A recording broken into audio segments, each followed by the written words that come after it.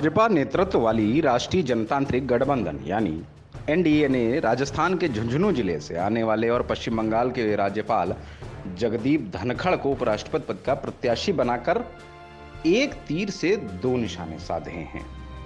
पहला, देश की लगभग 44% आबादी यानी ओबीसी समुदाय में सियासी मैसेज देने की कोशिश की गई है।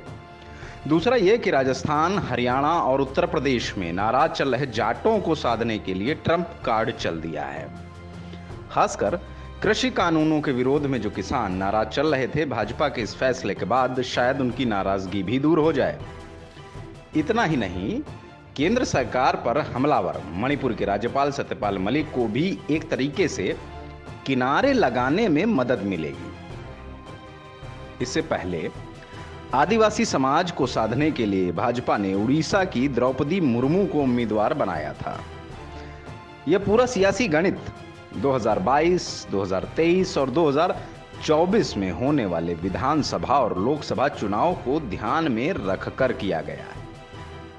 दरअसल जगदीप धनखड़ को उपराष्ट्रपति पद का उम्मीदवार क्यों बनाया गया है, इसका एक सीधा सा कारण यह भी है कि पश्चिम बंगाल का राज्यपाल रहते हुए भी उन्होंने प्रदेश में बहुत ही अच्छे तरीके से केंद्र सरकार के नुमाइंदे की जगह भाजपा के प्रवक्ता की तरह टीएमसी अध्यक्ष ममता बनर्जी से टक्कर ली थी, तो इस पुरस्कार के हकदार तो बनते ही हैं।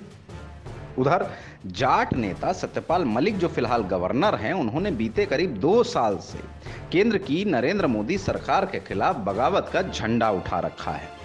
किसान आंदोलन में वे खुलकर बोले, किसानों का पक्ष लेते दिखे। जम्मू कश्मीर और गोवा के गवर्नर रहते हुए उन्होंने भ्रष्टाचार को लेकर ऐसी बातें कहीं जिससे बीजेपी और उसके नेतृत्व की किरकिरी हुई।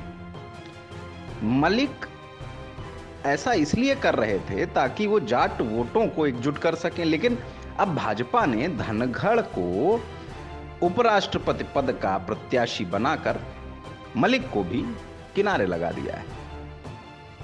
अब जरा जाटों का ग्राफ समझ लीजिए। राजस्थान में जाट कुल आबादी का करीब 10% हैं।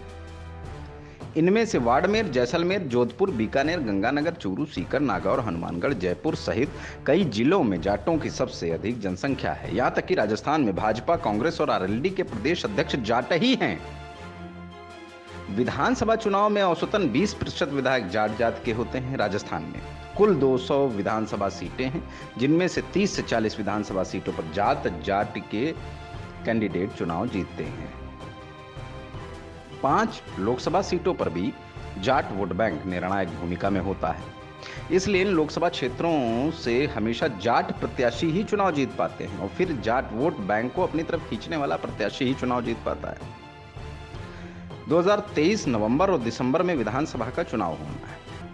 ऐसे में भाजपा धनखड़ के जरिए सियासी लाभ उठाने की पूरी कोशिश करेगी। वहीं हरियाणा में जाट समाज की आबादी 18 से 20%। यहाँ की विधानसभा और लोकसभा सीटों पर भी जाट समाज का सीधे तौर पर प्रभाव है। जबकि यूपी में जाट कुल आबादी का 2% है।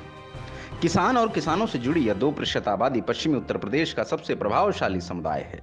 इसी साल विधानसभा चुनाव में इस समाज को साधने के लिए भाजपा ने पूरी ताकत लगा दी थी। इसका भाजपा को फायदा भी हुआ।